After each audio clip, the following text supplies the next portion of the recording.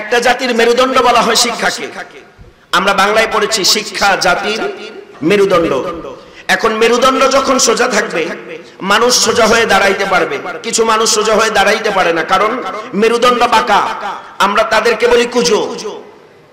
মানুষের মেরুদণ্ড যখন বাঁকা হয়ে যায়, ওই মানুষ আর শত চাইলেও সোজা হয়ে দাঁড়াতে পারে না।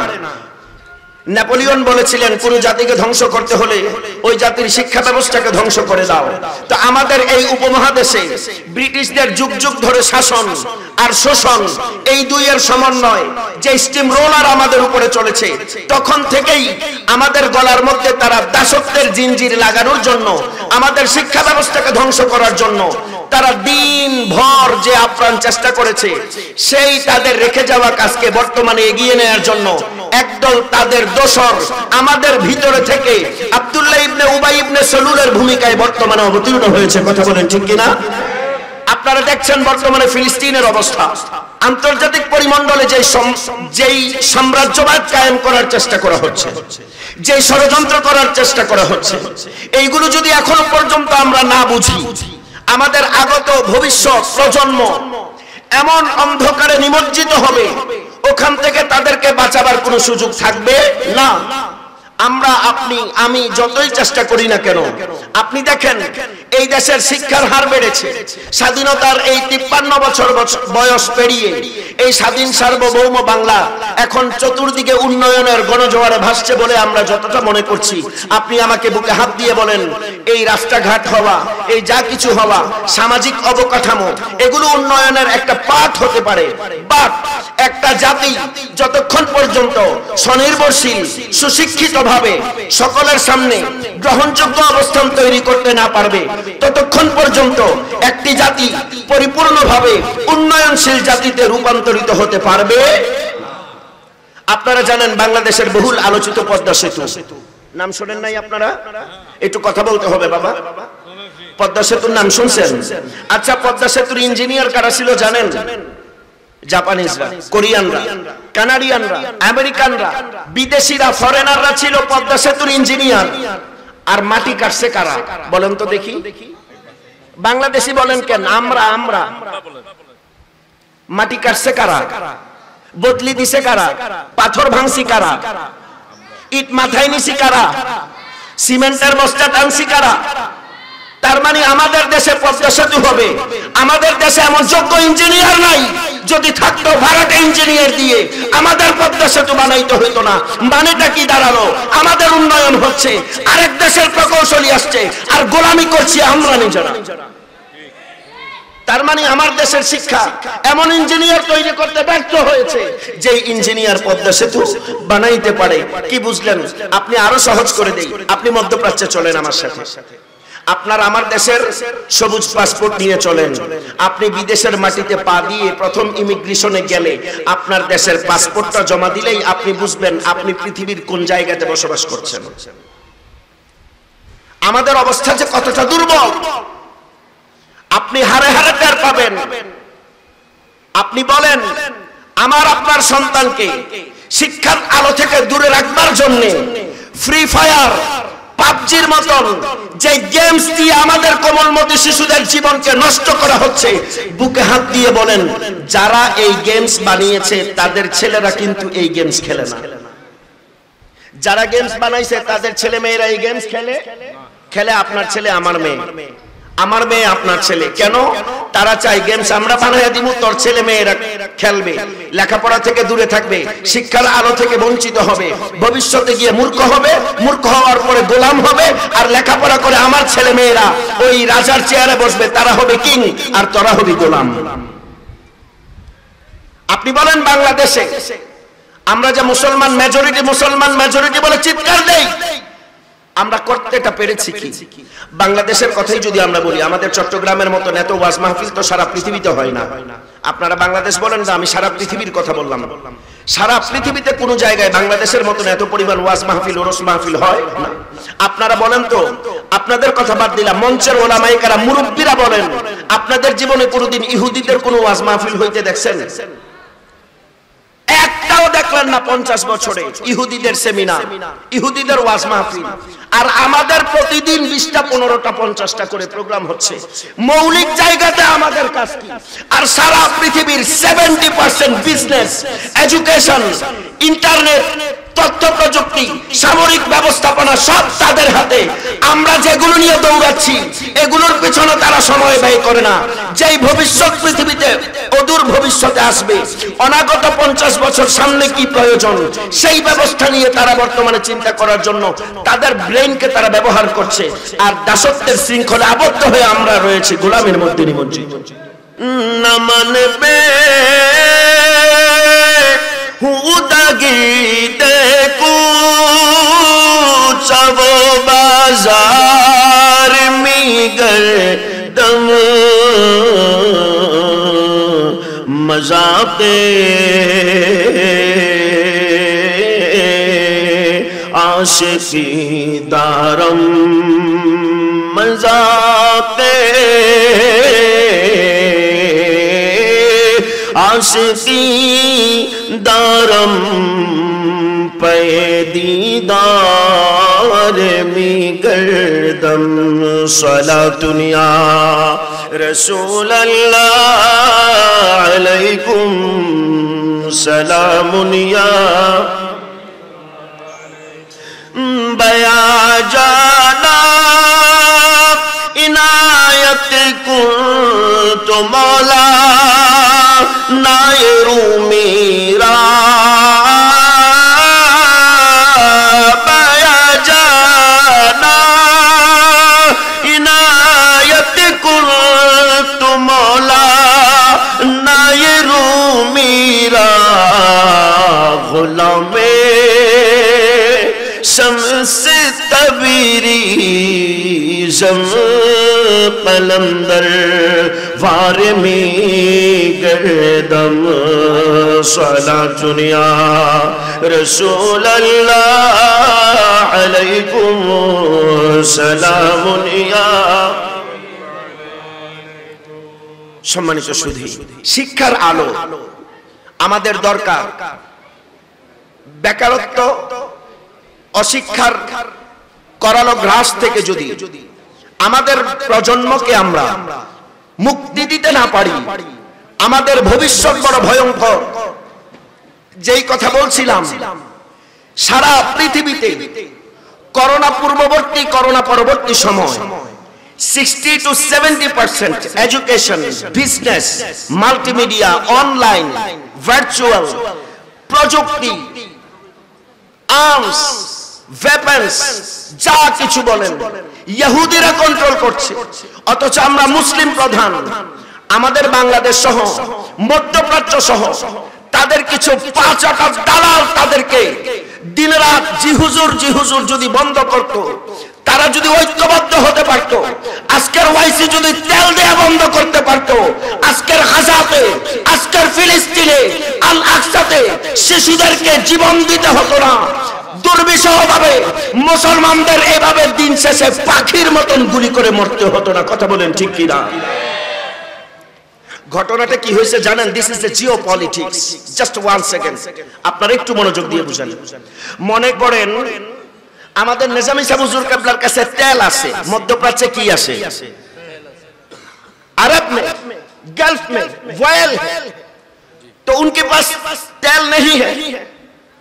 तो फिर आके आपसे पूछ रहा है कि भाई आपके पास तो तेल है, बेचेंगे आप?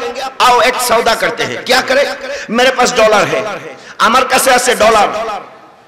একটু কথা বলেন, এটা প্র্যাকটিক্যাল কথা, সবচেয়ে গুরুত্বপূর্ণ কথা বর্তমান সময়ের জন্য আমি যে কথাগুলো বলছি। এটা মনে করেন ডলার, এটা কি? আমার হুজুর কিবলার কাছে আছে মনে করেন তেল। এই যে আমার হুজুরের কাছে আছে কি? আরে বুঝি নাই, জোরে বলেন না। দেশে এত তেল তেল চলতেছে, আপনারা বুঝেন না, জোরে কখন লাগবো কি? এটা কি? তেল আছে হুজুরের কাছে, আমার কাছে আছে কি? আমি বললাম হুজুর আসেন আমরা সওদা করি। কি? আপনি আমাকে তেল দিবেন, আমি আপনাকে, একটু জোরে বলেন না, আমি আপনাকে ডলার দিব, আপনি আমাকে এখন আব্বু আমাকে তেল দিছে, আমি আমার বাজানকে ডলার দিছি। ডলার দেওয়ার পরে এখন আমি কইতেছি এতগুলো তেল, তেল মনে রাখবেন আন্তর্জাতিক বাজার নিয়ন্ত্রণ করে দুইটা জিনিস, একটা হলো গোল্ড আর একটা হলো ওয়েল। তেল আর স্বর্ণ এই দুইটার উপরে আন্তর্জাতিক বাজারের মান উঠানামা করে মুদ্রার নীতিমালা নির্ধারণ করা হয়। এই যে বাংলাদেশের মুদ্রা ফ্ল্যাকচুয়েট হচ্ছে, ডলারের বিপরীত মান উঠানামা করছে। আচ্ছা, আপনাদের কি মনে হয় বাংলাদেশের টাকার মান খুব ভালো?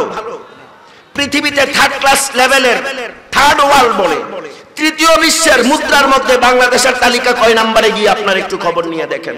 এখন আমি আমার বাবার কাছ থেকে তেল কিনলাম, দিলাম হলো ডলার। এখন ডলার দেওয়ার পরে বলতেছি বাজান আপনি তো তেল নিছেন, কিন্তু এই তেল রাখার জন্য তো বাংকার লাগবে। ভালো কথা, এই ডলার রাখার জন্য তো আপনার সেফ লাগবে, আর না হয়তো ডলার হাইজেক হবে।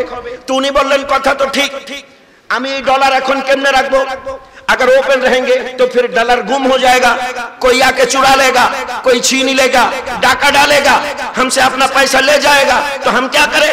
बोले अब एक काम करो, আপনার এই টাকার নিরাপত্তার জন্য আপনি কিছু সিকিউরিটি নিয়োগ দেন।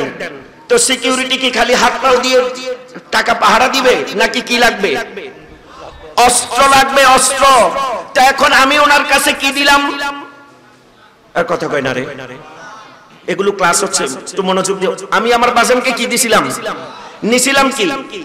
এখন এই ডলারের নিরাপত্তার ইস্যু দেখায়া আমি বললাম অস্ত্র দিয়ে এই ডলারকে পাহারা না দিলে অস্ত্র হাইজ্যাক হয়ে যাবে। এখন আমার আব্বু তো সহজ সরল আমাকে বলতেছে বাজান এটা ভালো কথা বলছেন, তো অস্ত্র পাবো কোথায়? আমি বলছি আমার কাছে আছে কিনা, আমার কাছে কি আছে?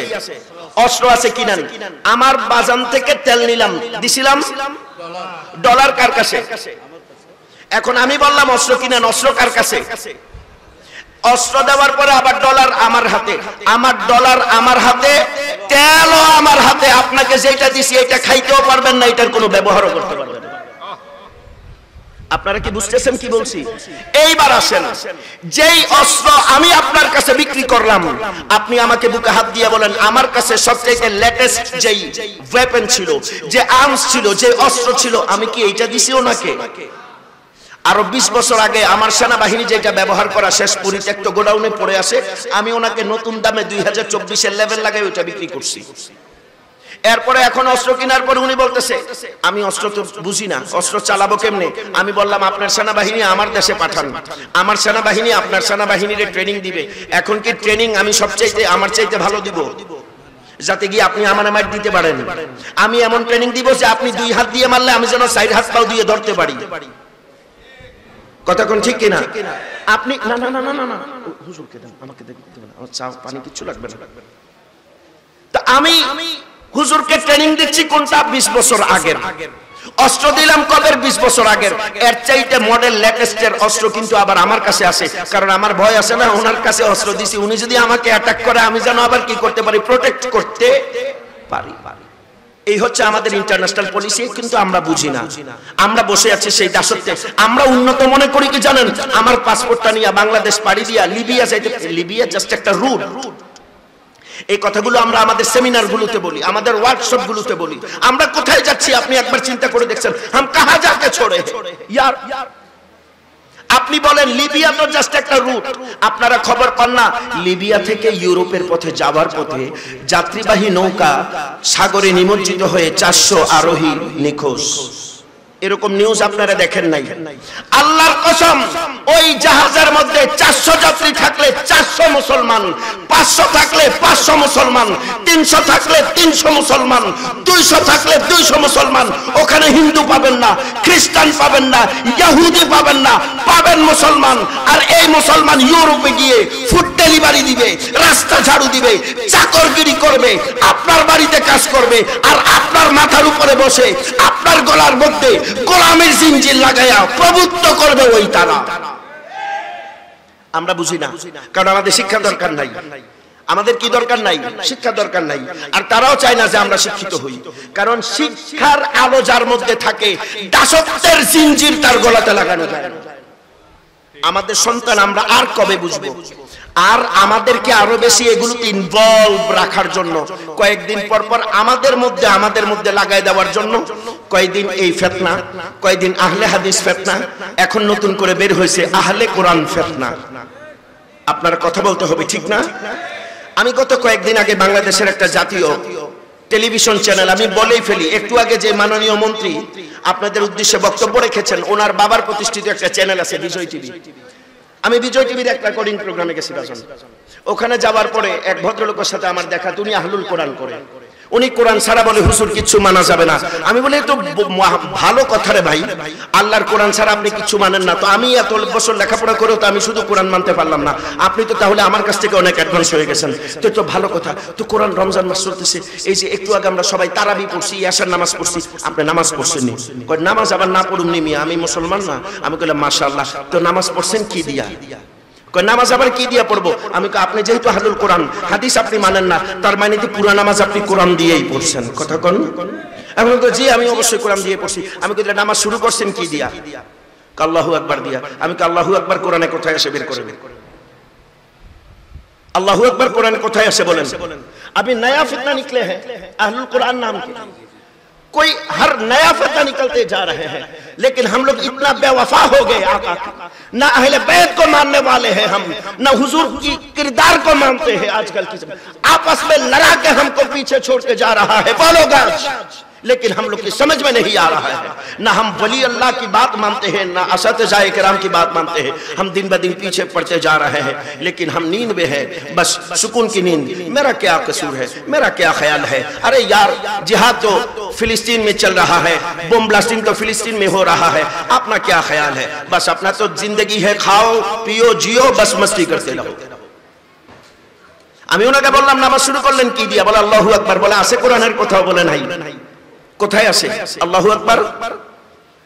বলেন না। হাদিসে আছে না? একটু কথা বলেন।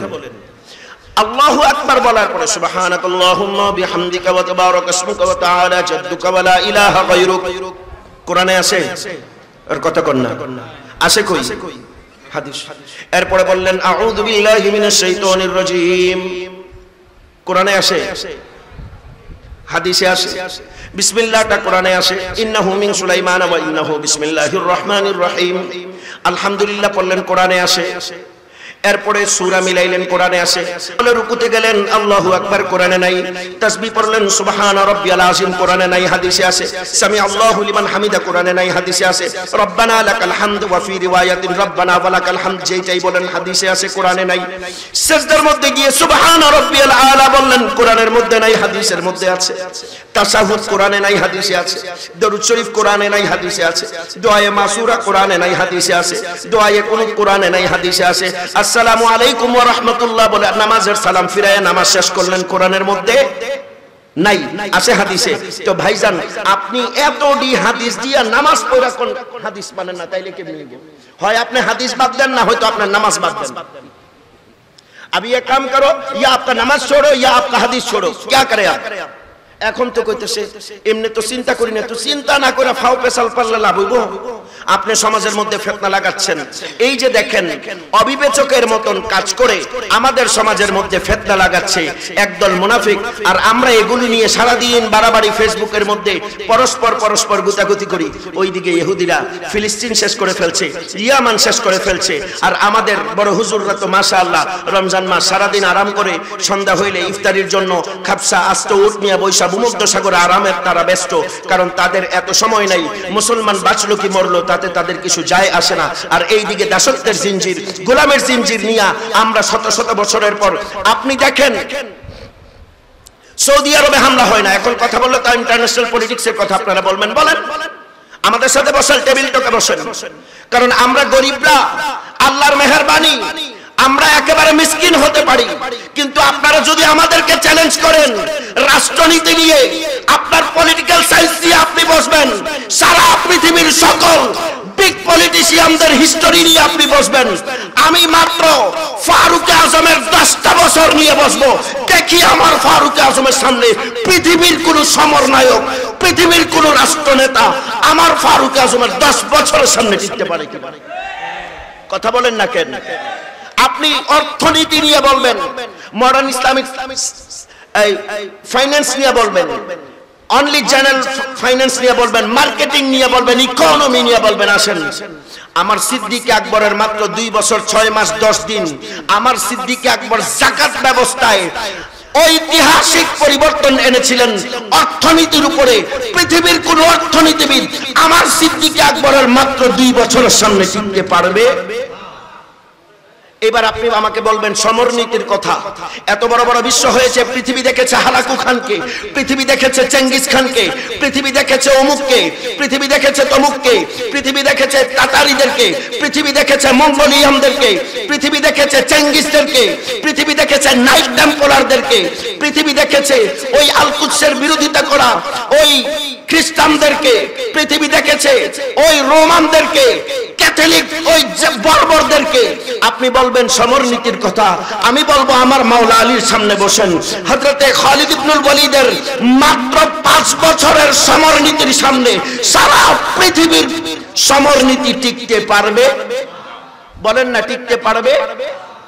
আপনি বলবেন সাহিত্যের কথা, সব বাদ দেন, আসেন আমাদের সামনে। আপনি বলবেন সাহিত্য, আমি বলবো বসেন। আমাদের ইবনে খালদুন, আমাদের জালালউদ্দিন রুমি, আমাদের গাজালি, আমাদের ইমাম সুহরি, আমাদের ইমাম আর রাজি, ইমাম আর নববী, জালালউদ্দিন সুয়ুতি, সাহিত্য বাদ দেন। আপনি কাব্য চর্চার কথা বলবেন, আমাদের রুমি, আমাদের ইকবাল, ওমর খাইয়াম, হাফিজ ইকবাল, বুল্লে শাহ, জামানার মির্জা গালিব থেকে বাংলার নজরুল পর্যন্ত, আমির খসরু থেকে ওই হযরতে শামস তাবরিজ পর্যন্ত, আপনি তাদেরকে এক পাল্লায় বসান, গোটা পৃথিবীর সাহিত্যকে আরেক পাল্লায় দেন। আমার রুমির মস্তবির সামনে 5 মিনিট টিকার যোগ্যতা তাদের নাই। তো এত এত বেশি ইলমের নিয়ামত আমাদের মধ্যে, তারপর আমাদের কোনো অবস্থান নাই। কারণ কি জানেন? হালাকু খান যখন 1299 সালে ওই বাগদাদে আক্রমণ করেছিল, সেই দিন বাগদাদে সর্বপ্রথম টার্গেট করেছিল নিজামিয়া মাদ্রাসার সেই কুতুবখানা লাইব্রেরিকে। ফুরাত নদীর পানি 6 মাস পর্যন্ত কালো ছিল কিতাবের কালির কারণে। কেন? তারা চিন্তা করেছিল ওই মুসলমান সত্তাকে ধ্বংস করতে হবে, যারা বাঁশের চাকতির মাঝখানে ইটের কণা বেঁধে রশি দিয়ে ওমর খৈয়াম অ্যাস্ট্রোনমিক্যাল সায়েন্স জ্যোতির্বিজ্ঞানকে যারা আবিষ্কার করতে পারে, তাহাজ্জুদের মুসল্লাতে বসে চোখের পানি ফেলে ফেলে যারা তাদের মালিককে রাজি করতে পারে, অদৃশ্য জগতের ইলম তারা খাতা কলমে কেমন করে লিখে, এই টেকনোলজি তো এখনো আবিষ্কার হয় নাই। এগুলো রব্বে কারীমের ইলমের দয়া ছাড়া অন্য কিছু ছিল না। এই মুসলমান জাতিকে যদি ধ্বংস করতে হয়, তাদের শিক্ষা ব্যবস্থাকে সবার আগে ধ্বংস করতে হবে। মুসলমানদের শিক্ষা ব্যবস্থা কিভাবে ধ্বংস করা যায় চক্রান্তে মেতে উঠেছিল তারা। একে একে ধ্বংস করেছে মাদ্রাসা শিক্ষা ব্যবস্থা। মাদ্রাসা শিক্ষা ব্যবস্থা তখন ছিল দরবার কেন্দ্রিক, তখন ছিল খানকা কেন্দ্রিক। যেই ওস্তাদ যেই বিষয়ে পারদর্শী, ছাত্ররা খুঁজে খুঁজে ওই ফন পড়ার জন্য ওই ওস্তাদের খেদমতে গিয়ে দিনের পর দিন থাকতেন, তার বাড়িতে খেদমত করতেন, তার বাড়িতে থেকে সেই ইলম অর্জন করার পরে উনি আবার হাদিস শেষ হলে উসুল পড়ার জন্য আরেক ওস্তাদের কাছে চিঠি লিখে পাঠিয়ে দিতেন, বেটা अब मेरा काम तो खत्म, अभी तुम वहां जाओ, जाके ताकि बंगाल का पढ़ा खत्म हो चुका है, अब मुल्तान जाना होगा, हुजूर गजाली अजमा के पास जाना होगा। এরকম চিঠি লিখে পাঠিয়ে দিতেন, আবার ওখানে গিয়ে ইলম অর্জন করতেন, আবার উনি আরেক জায়গায় পাঠাতেন। এই যে শিক্ষার এই ক্রমবর্ধমান এই চিত্রপটকে ধ্বংস করা না গেলে এই মুসলমান জাতিকে রুখা যাবে না। তারা চক্রান্তে মেতেছে আমাদের শিক্ষা ব্যবস্থাকে ধ্বংস করার জন্য। আর আমরা মুসলমানের সন্তানরা এখন তাদের সাথে তাল মিলিয়ে আমরা হাততালি দিচ্ছি। আপনি কি একবার চিন্তা করেছেন দুবাইয়ের উপরে তাদের নজর নাই, কুয়েত কাতারের উপরে তাদের নজর নাই, তাদের নজর কোথায়? ফিলিস্তিনের উপরে। হুব্বুল ওয়াতান তাদের মধ্যে রয়েছে, তারা নিজেদের মাটির ভূমিকে তারা ছাড়তে চায় না। ওই ইয়েমেনের উপরে তাদের নজর। কারণ কি? ইয়েমেনের 95% মোর দেন পিপলস হলো সুন্নি সুফি।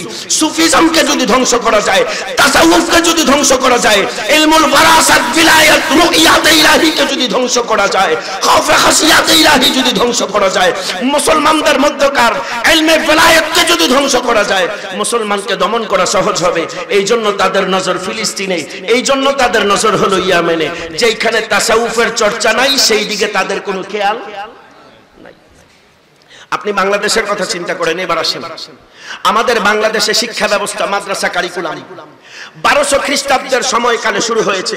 যদি আপনারা ইতিহাস পর্যালোচনা করেন আপনারা দেখবেন হযরত শাহ শরফুদ্দীন আবু তাওয়ামা বুখারী রাহমাতুল্লাহি আলাইহি বাংলাদেশের এই রাজধানী ঢাকার অদূরে নারায়ণগঞ্জের সোনারগাঁয়ে ওনার ইসলামিক ইউনিভার্সিটির ধ্বংসাবশেষ এখনো রয়েছে, ওনার মাকবারা ওখানে রয়েছে, হযরত ইব্রাহিম দানিশমন্দের মাজার ওখানে রয়েছে।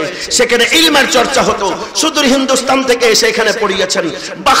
বুখারা, উজবেকিস্তান, সামারকান্দ, নিশাপুর ওই অঞ্চলের উলামায়ে কেরামদের সাগরেদে হিন্দুস্তান ভরপুর ছিল।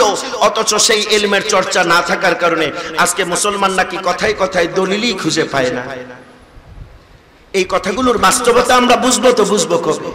আপনি যদি খানদানে চিশতিয়ার কথা যদি ধরেন, আচ্ছা আমাদের মাদ্রাসাতে একেবারে ইলমুন নাহবের প্রাইমারিতে একটা কিতাব পড়ানো হয় না, হেদায়াতুন নাহু, একেবারে প্রাইমারি আরবি গ্রামার হেদায়াতুন নাহু। হেদায়াতুন নাহু লিখছে কে জানেন? হযরত সাইয়েদনা সিরাজউদ্দিন ওসমান, ওনাকে বলে আখি সিরাজ। আখি সিরাজ কে জানেন? হযরত আলাউল হক পাঞ্জাবি গঞ্জনাবাদের পীর ও মুর্শিদ। উনি কে ছিলেন? মেহবুব ইলাহি নিজামউদ্দিন আউলিয়ার খলিফা এবং মুরিদ ছিলেন। ছোটবেলা যখন আইনায়ে বাঙ্গাল খানবাদে আশরাফি की पीर घराने हुजूर गौसुल आलम शाह साहब जहांगीर सिमनानी रहमतुल्लाह अलैह के पीर और मुर्शिद, उनके दादा पीर और मुर्शिद हजरत सैयदना आखी सिराज, हजरत आखी सिराज নিজামউদ্দিন মেহবুবে পাকের কাছে গিয়েছেন, হুজুর আপনি আমাকে মুরিদ করবেন, আপনার কাছে এসেছি আমি ইলম শিখার জন্য। বড় করে বলেন না সুবহানাল্লাহ। কি শিখার জন্য আসছে বাবা? ইলম শিখার জন্য আসছে। নিজামউদ্দিন মেহবুবে পাক খানকার খিদমতে লাগাই দিলেন। আখি সিরাজ বাচ্চা মানুষ, দূর থেকে এসেছেন, হুজুরের দরবারে তো আসলাম, উস্তাদজি তো আমাকে খিদমতে লাগাই দিবেন, আমি ইলম শিখবো কবে? দিন যায়, রাত যায়, বছর যায়। হঠাৎ একদিন মনের ব্যক্ত বাসনাকে তিনি ব্যক্ত করেই বসলেন যে হুজুর मुझको इल्म सीखना है, मैं चाहता हूं कि फन को मैं सीखूं, इल्म की खिदमत कर सकूं, लोगों में दीन की नूर को फैला सकूं, मैं क्या करूं, हाल क्या है? ওই সময় নিজামউদ্দিন মেহবুবে পাক বলছেন, বেটা তুমি ইলম শিখতে চাও, ঠিক আছে। হুজুর নিজামউদ্দিন মেহবুবে ইলাহির আরেকজন খলিফা ছিলেন ইতিহাসের বিখ্যাত আরবি গ্রামারবিদ, ওনার নাম হযরতে ফখরুদ্দিন জারাদি রাহমাতুল্লাহি আলাইহি।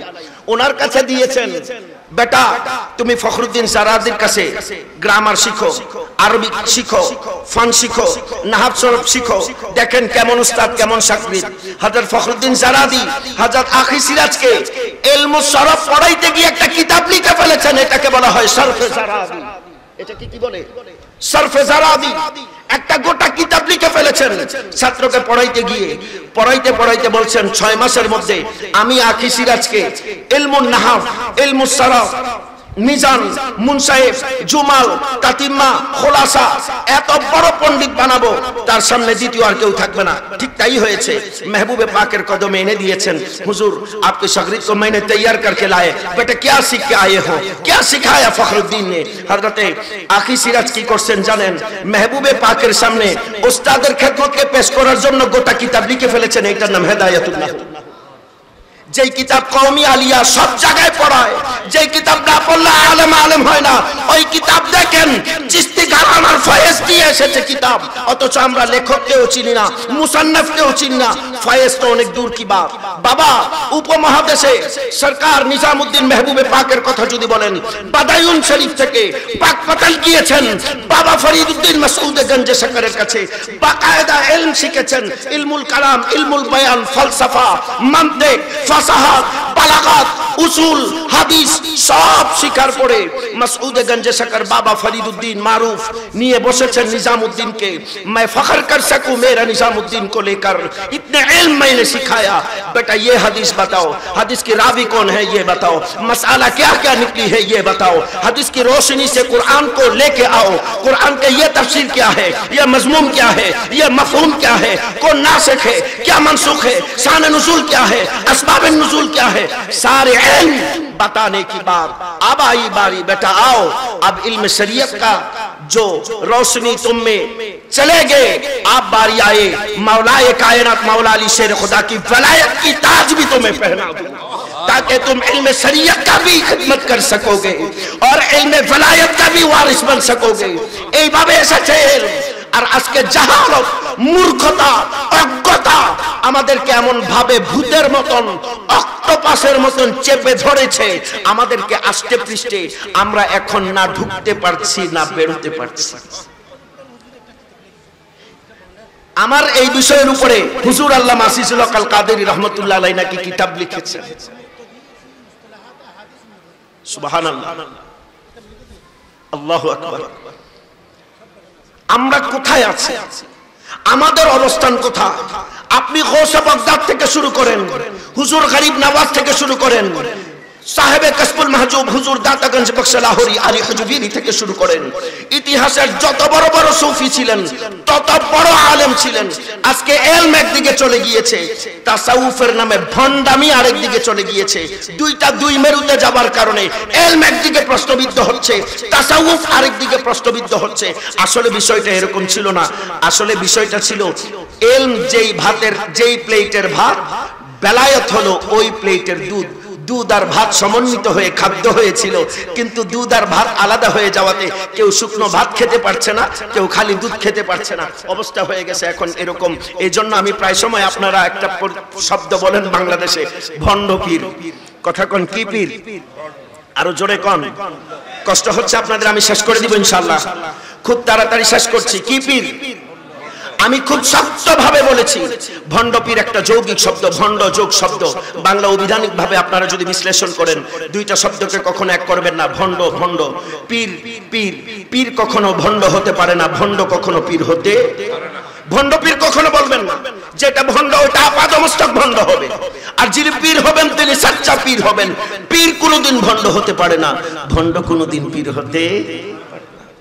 আমরা কোথায় আছি?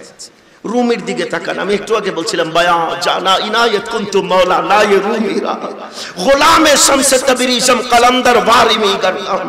আপনি ইমামে আজমের দিকে তাকান, তিনি বলছেন লাউলা সানাতা লাহালাকান নুমান।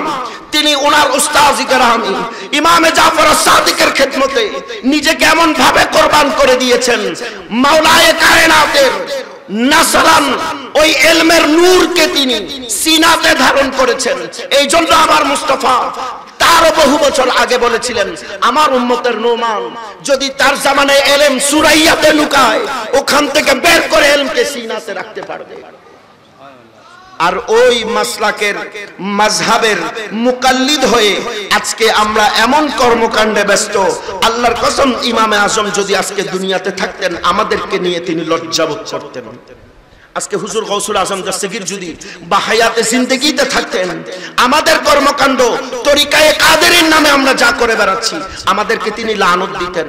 হুজুর গৌসে গরিব, হুজুর খাজা গরিব নওয়াজ যদি থাকতেন, আমরা যা করে বেড়াচ্ছি, উনি নাক ছিটকে বলতেন, বেटे ये दीन जो आपने कर रहा है ये मैंने छोड़ के नहीं गया, ना इसका तालीम दिया ना इसका इजाजत दिया, जो जिसके जैसे दिल पसंद करते रहे, ये कभी इजाजत ना तसव्वुफ ने किया है ना बुजुर्गान दीन से आया है। আমরা কি করে বেড়াচ্ছি? আমাদের ডেস্টিনেশন কোথায়? আমাদের লক্ষ্য কি? আমরা করে বেড়াচ্ছি কি? রব্বুল আলামিন আহকামুল হাকিমিন আমাদেরকে হক বুঝার তৌফিক দান করেন। শিক্ষা, ইলম। আবার শিক্ষা যদি আপনি বলেন জেনারেল শিক্ষা, সেটা আবার আরেক বিষয়। জেনারেল শিক্ষায় সর্বোচ্চ শিক্ষিত হওয়ার পরে মা বাবাদেরকে বৃদ্ধাশ্রমে পাওয়া যাওয়ার খবরটাও বাংলাদেশে খুব একটা বৈচিত্র্যময় নয়। এটা বাংলাদেশে অত্যন্ত পুরনো খবর। প্রফেসরের মা বাবাকে পাওয়া যায় বৃদ্ধাশ্রমে, ডাক্তার সাহেবের মা বাবাকে পাওয়া যায় রাস্তার পাশে, ইঞ্জিনিয়ার সাহেবের মাকে পাওয়া যায় বস্তির মধ্যে। কথা কোন ঠিক কিনা? তার মানে সকল শিক্ষা জাতির মেরুদণ্ড নয়। সময় এসেছে ওই শিক্ষার সংজ্ঞাকে বদলাবার। এখন আর শিক্ষা জাতির মেরুদণ্ড নয়, এখন বলতে হবে সুশিক্ষা জাতির মেরুদণ্ড। কি শিক্ষা? সুশিক্ষা কি? এবার আমাকে প্রশ্ন করেন, আমি বলবো যে শিক্ষার মধ্যে সাধারণ জ্ঞান রয়েছে, যে শিক্ষার মধ্যে মুস্তাফা জানে রহমতের দ্বীন রয়েছে, ওই শিক্ষাই হলো সেই শিক্ষা যে শিক্ষা আপনার মধ্যে আসলে রব্বির হামহুমা কামা রাব্বায়ানি সগীরার হুঙ্কার যখন আপনার মাথার মধ্যে আসবে, উফে ওয়ালা তানহারহুমার ধমক যখন আপনার দিমাগে আসবে, আপনার বেতন কম হবে কিন্তু আপনার মা বাবাকে বৃদ্ধাশ্রমে পাওয়া যাবে না। আমাদের সমাজের ইমামদের বেতন কত, মুয়াজ্জিনদের বেতন কত? বাংলাদেশের কোন বৃদ্ধাশ্রমে ওল্ড হোমে ইমাম মুয়াজ্জিনদের বাবাকে খুঁজে পাওয়া যায় না। কারণ কি? উফি ওয়ালা তানহারহুমা প্রতি মুহূর্ত তার দিমাগের মধ্যে টোকা দিতে থাকে, বেটা খবরদার, উফি ওয়ালা তানহারহুমা, তুমি ওই মায়ের সাথে উঁচু গলায় কথা বলবে না যেই মা তোমাকে কথা বলতে শিখিয়েছেন। তুমি ওই বাবার সাথে খারাপ ব্যবহার করতে পারবে না যেই বাবা তোমাকে হাত ধরে ব্যবহার প্রণালী শিখিয়েছেন। এই শিক্ষা যদি আমাদের সন্তানদের না থাকে তো অদূর ভবিষ্যতে ধ্বংস হবে না তো কি হবে? রাজধানী ঢাকার সর্বোচ্চ বিদ্যালয়ে আমরা দেখেছি ইফতার মাহফিলের কোরআন প্রোগ্রামকে বন্ধ করে দেওয়া হয়েছে, অথচ অন্য ধর্মের হোলি অনুষ্ঠান তাদের ধর্ম তাদের মতো তারা পালন করবে আপন জায়গাতে। মুসলমানের সন্তান ওখানে গিয়ে আনন্দ করছে। সাংবাদিক ভাই প্রশ্ন করার পরে বলতেছে রোজা রোজার জায়গায়, আনন্দ আনন্দের জায়গায়। মাঝখান থেকে আরেকজন ফোরন কেটে বলছে আল্লাহ বুঝবেন এটা আনন্দের ব্যাপার ছিল। হ্যাঁ, এ আবার প্রশ্ন করার পরে বলতেছে হ্যাঁ আমি তো রোজা রাখছি, আমি তো রোজা রেখেছি। এই রোজা আল্লাহর কসম কখনোই লাআল্লাকুম তাত্তাকুনের পর্যায়ে পৌঁছবে না। আল্লাহ যে বলেছেন লাআল্লাকুম তাত্তাকুন, কি হিসাব করে আল্লাহ বললেন?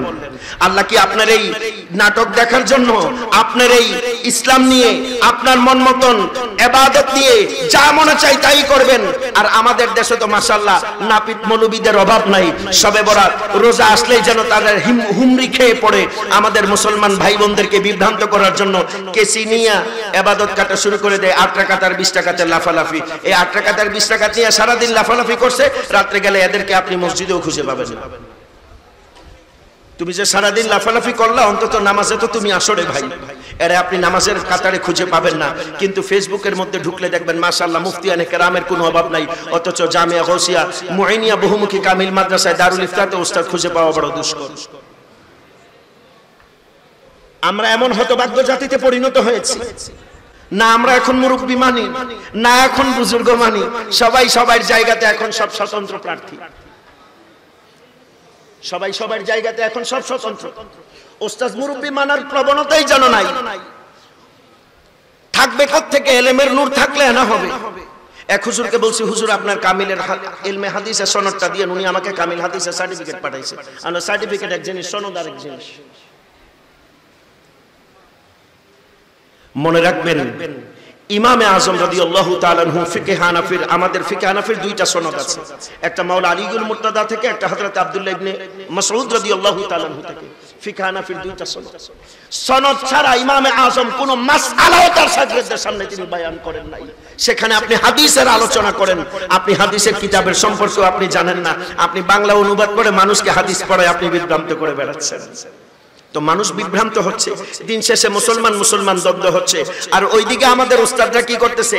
হাত তালি দিয়ে মুচকি মুচকি হাসতেছে, বলে বেটা আমরা তো এটাই চাইছিলাম। আচ্ছা আপনাদেরকে আমি একটা প্রশ্ন করি, আপনারা তো খুব সচেতন সমাজ, আমার কথায় আপনাদের খুব কষ্ট হচ্ছে তাই না? সুর নাই, কিচ্ছা নাই, কাহিনী নাই, কিন্তু গঠনমূলক মৌলিক কথা এগুলোর দরকার নাই? খুব দরকার। আচ্ছা ফার্স্ট ওয়ার্ল্ড কান্ট্রিতে, first world country I mean America, Europe, Canada, Australia, বাস এইটুকুর মধ্যে থাকেন।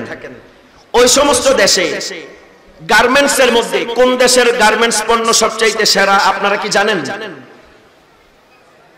বলেন, জোরে বলেন। মেড ইন বাংলাদেশ সবচাইতে সেরা। আমাদের গার্মেন্টস শিল্পের উন্নয়ন আমাদের জন্য গর্বের। আচ্ছা আমেরিকা আমাদের কাছ থেকে গার্মেন্টস এর শার্ট প্যান্ট কিনে নেয়, এরা পারমাণবিক বোমা বানাইতে পারে, শার্ট প্যান্ট বানাইতে পারে না? নমাতে একদিন ডর হরিমাতো না ভাই। আমি তো ঢাকাইয়া মানুষ, আপনাকে চিটাঙ্গা ভাষা তো আমি বুঝিনি, এটা আমার কাছে ফার্সি চাইতেও কঠিন লাগে, কিন্তু যা পারি শুনি। আর বাকিগুলো একেবারে 16,000 ফিট উপরে দিয়ে ডোমেস্টিক বিমানের মতন মাথার উপর দিয়ে যায়। তা আমার কথা তো আপনারা বুঝতেছেন নাকি? একটু আওয়াজ দিয়ে বলেন না, বুঝতেছেন না? আমেরিকা পারমাণবিক বোমা বানাইতে পারে, শার্ট প্যান্ট বানাইতে পারে না?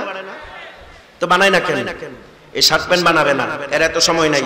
এর সময়, এর মেধা, এর শ্রম, এর টাকা ওই শার্ট প্যান্টের পিছনে খরচ করবে না, সে অত্যাধুনিক কারিকুলামের পিছনে ব্যবহার করবে। আর তোরা গোলামেরা শার্ট প্যান্ট বানাবি, আমরা অল্প দামে কিনা আমাগো মার্কেটে এগুলা দিয়ে আমরা চালাবো। আল্লাহর কসম বাংলা। আচ্ছা আপনাদেরকে কেমনে বুঝাইতাম, এই জাতিরা বুঝাবো কি দিয়া? শোনেন, আপনি বানাইছেন, এইটার দাম হলো 50 টাকা, না 70 টাকা। কারণ আমি জানি তো দ্রব্যমূল্য বাড়ছে, দাম এটার দাম কত 70 টাকা, দাম বাড়ছে না সবকিছু, এটার দাম 70 টাকা। আপনি মার্কেটে গেলেন, এটা হলো বেঙ্গল, বেঙ্গলের টিস্যু বক্স আপনাকে বলা হলো 70 টাকা। সেম কোয়ালিটির মনে করেন নিজামি কোম্পানির, আমার হুজুরের এক কোম্পানি, আল্লাহ হুজুরকে বড় কোম্পানি বানানোর তৌফিক দান করেন। আমার হুজুর মনে করেন বিশাল ইন্ডাস্ট্রিয়ালিস্ট, শিল্পপতি মানুষ আমার হুজুর। আরে এদের পণ্য দিয়ে এরা শিল্পপতি হয়, আর উনি নবীর এলেম নিয়ে উনি বড় শিল্পপতি হবে না? আর কথা কয় না? হ্যাঁ আচ্ছা, মডেল কোম্পানির প্রোডাক্ট, সেম জিনিস সেম কোয়ালিটি, এর মতন ভালো বক্স, এর মতন কোয়ান্টিটি, এর মতন কোয়ালিটি, সবকিছু, এটার দাম 50 টাকা। আপনার কাছে জিজ্ঞাসা করলাম আপনি ভোক্তা, আপনি কিনবেন কোনটা, বেঙ্গল নাকি নিজামি কোম্পানি? হুজুরের কোম্পানি কিনবেন না এটা কিনবেন? সেম কোয়ালিটি রে ভাই, এটার দাম 70 টাকা, হুজুরেরটার দাম 50 টাকা, কোনটা কিনবেন? তো বাংলাদেশের শার্টের দাম যদি হয় $10, আগামীকালকে আপনি কি জানেন বাংলাদেশের যত গার্মেন্টস শিল্প, আমি তো গার্মেন্ট ব্যবসার সাথে জড়িত, আপনি শুনেন, বাংলাদেশের গার্মেন্টস হয় সুতা দিয়ে, এই সুতা আসে তুলা থেকে। পৃথিবীতে সবচাইতে বেশি কটন উৎপাদন করে, তুলা উৎপাদন হয় আফ্রিকার দেশগুলোতে।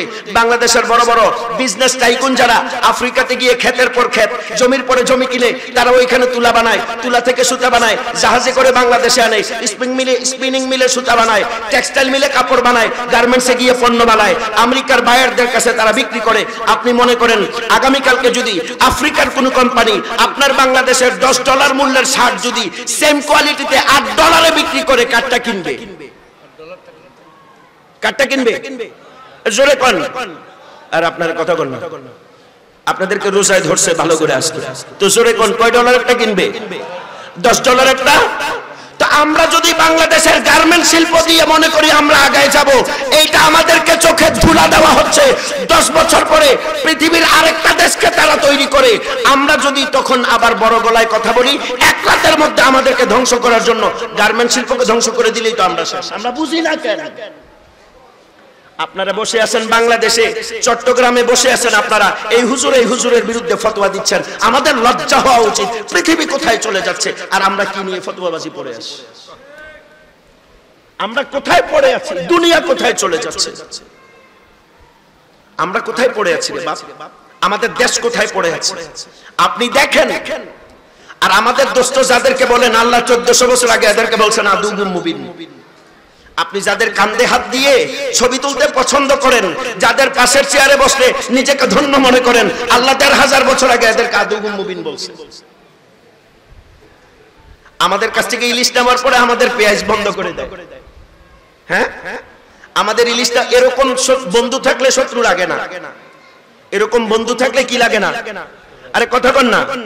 কয়েকদিন আগে বাংলাদেশের যাত্রী প্লেনে অসুস্থ হয়েছে, মুম্বাই এয়ারপোর্টে এটিসির পারমিশন চেয়েছে। এটিসি বুঝছেন, এয়ার ট্রাফিক কন্ট্রোল, পারমিশন চাইছে যে একজন যাত্রী অসুস্থ হয়ে গেছে, জরুরি চিকিৎসা দরকার, বিমান ল্যান্ড করার জন্য পারমিশন দেন। জিজ্ঞেস করছে এই যাত্রী যে প্লেনের মধ্যে অসুস্থ হয়েছে কোন দেশের পাসপোর্ট হোল্ডার? কইছে বাংলাদেশের। কইছে অনুমোদন নাই।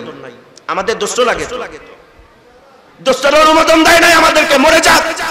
কারণ বাঙালি পাসপোর্ট হোল্ডারের 2 আনার মূল্য তাদের কাছে নাই, অথচ আমরা লাফালাফি। আমি আমার কথা বলি, মুম্বাইতে গিয়েছি, মুম্বাইতে যাওয়ার পরে 3 ঘন্টা কুকুরের মতন রাস্তায় রাস্তায় হাঁটছি, লাগেজ নিয়ে হোটেল ভাড়া দেয় না। কেন? আমি বাংলাদেশের পাসপোর্ট হোল্ডার। এই হলো দোস্তদের অবস্থা। আপনাদেরকে আর কি দিয়ে বুঝাবো? আপনি মিডল ইস্ট, মধ্যপ্রাচ্য, মুসলিম প্রধান দেশ, আপনি গিয়ে দেখবেন ওখানে কর্মচারীর কাজ করে আপনি, আপনার দেশের মানুষ পাকিস্তানের মানুষ, আর ওই দেশের ম্যানেজার ইন্ডিয়ান। আপনাদেরকে আর কি দিয়ে? এগুলো আপনারা আবার ভিন্ন ভাবে উপস্থাপন করতে যাবেন না। আমার মৌলিক কথাগুলো বুঝার চেষ্টা করেন। আপনি ইহুদিদের বিরুদ্ধে চক্রান্ত, সারা পৃথিবীর জনসংখ্যার কত পার্সেন্ট মুসলমান, ইহুদি কত পার্সেন্ট, আর সারা পৃথিবীর মোট আয়, income, business, education, hospitality, weapon, arms, internet, তথ্য প্রযুক্তি কত পার্সেন্ট আমাদের আন্ডারে, কত পার্সেন্ট তাদের আন্ডারে? একটু ক্যালকুলেশন মিলানোর সময় কি এখনো আসে নাই? আপনি আমি ফেসবুকে যাদের বিরুদ্ধে ফতোয়া দেই, ফেসবুকটাও তাদের। আরে কথা কন না। যে ইন্টারনেট দিয়ে তাদের বিরুদ্ধে ফতোয়া দেয়, ইন্টারনেটও কাদের? তাদের। আমাদের সময় নাই, কারণ আমাদের সময় আছে একজন আরেকজনের বিরুদ্ধে লেগে থাকার। এগুলোর ব্যাপারে আমাদের কোনো কি নাই, সময় নাই, আমাদের চিন্তাও নাই। আমাদের ছেলে মেয়েরা গিয়ে গোলামি করুক, মাস শেষে টাকা পাঠাইলেই তো হইলো। আমাদের চিন্তার মধ্যে ঢুকাই দিছে টাকা, আর এইদিকে টাকার ছলাবলা কৌশল চলছে, ওই দিকে ডলারের রেট উঠে, তোমার দেশের রেট কমে। তুমি তো মিয়া এখনো চিন্তা করতে পারো নাই আমার দেশের টাকার মূল্যের কি অবস্থা। আপনার তো ওইদিকে খেয়াল নাই। আপনার তো বুঝাই দিছে মিয়া তুমি তো বেতন পাও 15,000 টাকা, আপনি 15,000 টাকা দিয়ে যে লাভ দিলেন, 15,000 টাকার আন্তর্জাতিক বাজার মূল্য কি আপনাকে চিনতে হবে না? 50 বছর আগে 15,000 টাকার মূল্য, বর্তমানের মূল্য সেম। আরো জোরে বলেন। 2000 সালের 500 টাকা, 2024 সালের 500 টাকা সেম। ছোট্ট কথা দিয়ে আজকের আলোচনা শেষ করতে চাই। সূরাতুল কাহফে 16 নম্বর পারাতে হযরত সাইয়েদনা মুসা আর সাইয়েদনা খাদর আলাইহিস সালাতু ওয়াস সালামের ঐতিহাসিক ঘটনা আমার ডানে বামে হযরত উলামায়ে কেরাম আপনাদেরকে জিন্দেগিতে বহুবার শুনিয়েছেন। 3 নম্বর ঘটনা ছিল হযরত সাইয়েদনা খাদর আলাইহিস সালাতু ওয়াস সালাম একটা ভাঙ্গা দেয়াল সোজা করে দিয়েছিলেন। একটা ভাঙ্গা দেয়াল, কারণ কি ওই দেয়ালের নিচে 3 সন্তানদের সম্পদ ছিল। ওইটা কি টাকা ছিল? স্বর্ণ মুদ্রা ছিল, স্বর্ণ মুদ্রা। আল্লাহ মুসলমানের মুদ্রার মান নির্ধারণ করে দিয়েছেন কোরআনের মধ্যে, মিনাদ যাহাবি ওয়াল ফিদ্দা, স্বর্ণ, রূপা, গোল্ড, ওই সিলভার তোমরা ধরে রাখো, এগুলোর মান কখনো কমে না। 2000 সালে গোল্ডের লেভেল কি ছিল, 2024 সালে গোল্ডের লেভেল কি এসেছে? মুসলমানদের মুদ্রা তো ছিল দিনার, মুসলমানদের স্বর্ণ মুদ্রা এই মুদ্রা ছিল তা আশরাফি, দিরহাম ছিল, এগুলোকে বাদ দিয়ে এখন দিয়ে দিছে কাগজ। আচ্ছা, বাংলাদেশের টাকাও কাগজের তৈরি, আমেরিকার ডলারও কাগজের তৈরি, দুই কাগজের দাম কি এক? আপনার 120 টাকা নিলে সে 1 টাকা দিবে, আপনার থেকে নিবে কত? 120, আপনাকে দিবে কত? 1। তার মানে বোঝা গেল আপনার 120টা সমান তার একটার পাওয়ার। আপনার 120 ইজ ইকুয়াল টু তার $1। তার মানে কাগজেও এক না। আবার এই টাকার মূল্য নির্ধারণ কারা করে? তারা করে। আমাদের কিছু করার নাই, কারণ আমরা গোলাম। গোলামির মূল কারণ শিক্ষা। জোরে বলেন কি? আরো জোরে বলেন কি? শিক্ষা। এই জাতিকে আর কি দিয়ে বুঝাবো? শিক্ষা দরকার, সুশিক্ষা দরকার, উস্তাদদের নিগরানি দরকার, ধর্মীয় শিক্ষা দরকার, ধর্মীয় অনুভূতি দরকার। এই শিক্ষা যতক্ষণ আপনার আমার মধ্যে না আসবে, গোলামির জিনজির থেকে আপনি বার হইতে পারবো না। আপনি মনে করবেন মধ্যপ্রাচ্যে গিয়ে আপনি বড় ব্যবসায়ী হয়েছেন, আসলে আপনি মধ্যপ্রাচ্যে গিয়ে জেনারেল, আগে ছিলেন মানে নরমাল গোলাম, এখন হয়েছেন আন্তর্জাতিক গোলাম। অথচ আপনি বুঝেন না। আপনি মনে করেন দুবাইতে গিয়ে বড় ব্যবসা দিয়ে আপনি বড় ব্যবসায়ী, আসলে না। আপনি যত বড় জায়গায় যাবেন তত বড় গোলাম হবেন, কারণ আপনি আগে ছিলেন সিঙ্গেল গোলাম, এখন অনেক গোলামদের সর্দার হয়েছেন, কারণ আপনার আন্ডারে অনেক কর্মচারী, এগুলাও গোলাম। আপনি নিজে হইলেন সকলের সর্দার, মানে গোলামও কা সর্দার। আমাদের মুসলমানদের দিমাগের বাতি আর কবে খুলবে? আমাদের সাহিত্য অন্যজনরা চর্চা করে, আমাদের রুমিকে তারা চর্চা করে, আর আমাদের মৌলবীদেরকে ফতোয়া দিয়ে রুমি চর্চা থেকে বিরত রাখে, কারণ জানে রুমি চর্চা করলে মুসলমানদের বেলায়েতের বাতি খুলে যাবে। এই জন্য মুসলমানদের মধ্যে ফতোয়া দিয়ে কি করেছে? রুমি চর্চা করা যাবে না, রুমি এই ছিলেন, রুমি সেই ছিলেন, এগুলা দিয়ে আমাদেরকে লাগায় রাখছে। আর রুমি চর্চা তারা করে, রুমির বক্তব্য তারা খুঁজে খুঁজে বের করে, রুমির ফিলোসফি থেকে তারা শিক্ষা গ্রহণ করে। গাজালি আমাদেরকে পড়তে দেয় না, তারা রিসার্চ করে করে কত দূর চলে গিয়েছে। তাদের এডুকেশন, তাদের বর্তমান অবস্থা, তাদের হসপিটালিটি, তাদের অর্থনীতি, তাদের অবস্থান আজকে কোথায়, আমাদের অবস্থান কোথায়? এই জাতি আর বুঝবে কবে? রব্বুল আলামিন আহকামুল হাকিমিন আমাদের আজকের মাহফিলের এই আশা, আমাদের বসা, আমাদের অবস্থান আন্তর্জাতিক, জাতীয়, লোকাল সকল পরিমণ্ডলে আল্লাহ রাব্বুল আলামিন তার পেয়ারা হাবিবের মাধ্যমে মুসলমান জাতিসত্তার মূল মন্ত্র কালেমা লা ইলাহা ইল্লাল্লাহর স্বীকৃতির মাধ্যমে গোলামিয়তের জিনজির থেকে মুক্ত হয়ে আল্লাহর দাসত্বে নিজেকে নিয়োজিত করার যে মূল মন্ত্র দিয়েছিলেন সুফিয়ায়ে কেরামের সেই মূল স্ট্রিম মাওলা আলী, আহলুল বাইত, সাহাবায়ে কেরাম, সুফিয়ায়ে কেরামের সেই মূল স্ট্রিম আহলুস সুন্নাহ ওয়াল জামাআহ, হানাফি, মালিকি, শাফিঈ, হাম্বলি, আশআরি, মাতুরিদি, ইমাম আহমদ রাজা থেকে শুরু করে সেই হুজুর খাজা গরিব নওয়াজ হিন্দিল বলি সুলতানুল আউলিয়া থেকে শুরু করে কালের গৌসুল আজম মজভান্ডারী সহ হুজুর আল্লামা আজিজুল হক শের বাঙ্গাল কাদেরী, হুজুর আল্লামা আজিজুল হক আল কাদেরী সহ ওনাদের শিক্ষা, ওনাদের আলোয় আমরা যেন আলোকিত হই। জামিয়া গৌসিয়া মুইনিয়া সিফাতুলি বহুমুখী কামিল মাদ্রাসার ছাত্ররা অদূর ভবিষ্যতে আজকে যারা ছাত্র বসে আছে, আজকে থেকে 20 বছর পরে তারাই হবে বাংলাদেশ। আজকের যারা ছাত্র 50 বছর পরে তারাই হবে এশিয়া মহাদেশ, তারাই এক একটা বাংলাদেশ, তারাই এক একটা আজিজুল হক আল কাদেরী সিপাহসালার হবে। এই আশাবাদ আমরা ব্যক্ত করি। রব্বুল আলামিন আহকামুল হাকিমিন আমাদের কথাগুলো বুঝে শুনে আমাদেরকে হৃদয়ঙ্গম করে জীবন চলার পাথেয় হিসাবে কবুল করেন। সবাই বলি আমিন। سبحانك لا علم لنا إلا ما علمتنا إنك أنت العليم الحكيم فالله خير حافظا وهو أرحم الراحمين مال دولة ظاهر و باطن عطا کر غیب سے مال و دولت و ظاہر و باطن عطا کر غیب سے শাহ জৈনুল আবিদী শামে হুদা কে ওয়াস্তে। সবাই ভালো থাকেন, সুস্থ থাকেন। হুজুর আল্লামা নিজামী সাহেব হুজুর কিবলা সহ সকল আসাতে যাই কেরামদের করম কলে আমি আমার শ্রদ্ধার্ঘ্য পেশ করছি হুজুর আল্লামা আবুল ফারা মোহাম্মদ ফরিদউদ্দিন দামাত বারাকাতুহুমুল আলিয়া এই মিসকিনকে বরকতময় মজলিসে কথা বলার সুযোগ করে দেয় আমি আন্তরিক কৃতজ্ঞতা জ্ঞাপন করছি। মিসকিন সকলের কাছ থেকে বিদায় চাইছি। আল্লাহ পাক রব্বুল আলামিন আমাদের কথাগুলোকে কবুল করেন, ইলমের মধ্যে ইজাফা দান করেন, আমাদের গোলামিকে কবুল করেন। আমিন। ওয়া আখিরু দাওয়াহুম আলহামদুলিল্লাহি রাব্বিল আলামিন। ওয়াসসালামু আলাইকুম ওয়া রাহমাতুল্লাহি ওয়া বারাকাতুহু।